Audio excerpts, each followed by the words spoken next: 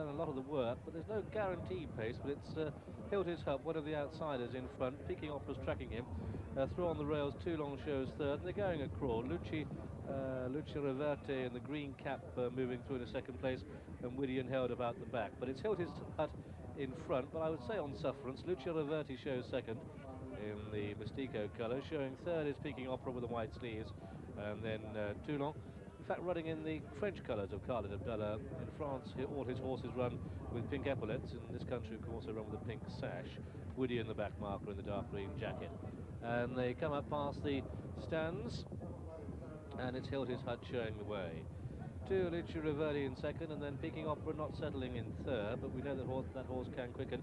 Toulon, however, is well settled and really striding out well on this rain-softened ground as they pass the Lollipop, and they've got a circuit to go. Woody in the back marker, but he normally finishes with effect. You can see they're kicking up quite a bit of ground here as they make their turn to race away from the stands, and it's Hiltis Hut leading. Luchiroverti showing second, Peking Opera is in third, and then Toulon in four and Woody in five. It's a question really of who makes what move when, and it's Hiltis Hut out in front, Luchiroverti striding along on the outside, and Steve pulling Peking Opera just a width or two wide on the fence.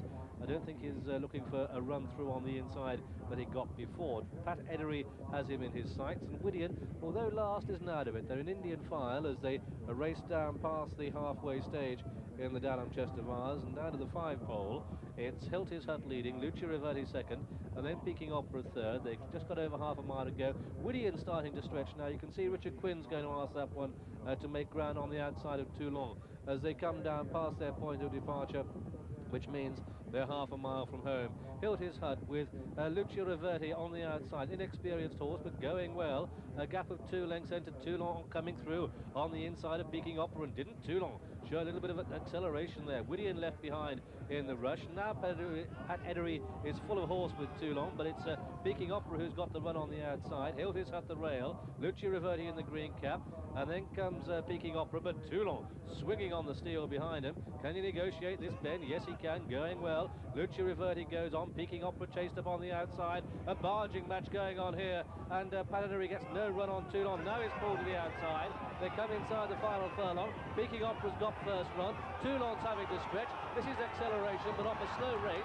It's looking impressive, Toulon here, as he goes to the line. Toulon hard held wins it. Toulon takes it from Luchiroverti. The rank outside of Peking Opera is in third. A big gap to Whittian. Hiltis Hut last of all.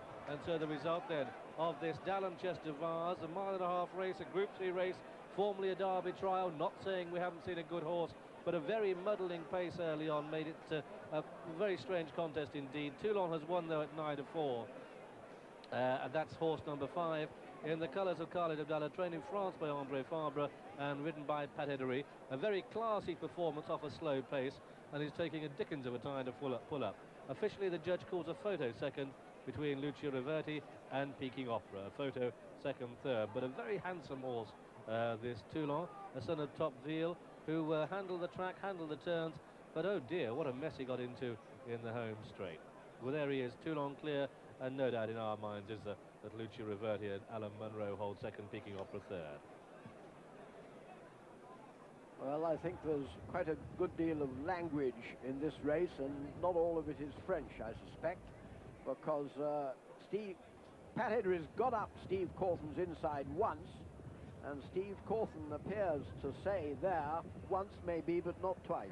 Right, it was a really good race, and I hope the stewards don't do anything about it, because it looked all pretty fair to me. It's just Steve didn't want to let him up the inner, and quite rightly so. But I wonder what he's saying to Steve at that stage as he looks around, and he's got about 3 stone up his sleeve all the way through there. A really impressive performance, this. And the third horse there, Steve's, Peking Opera, never settled at all, really.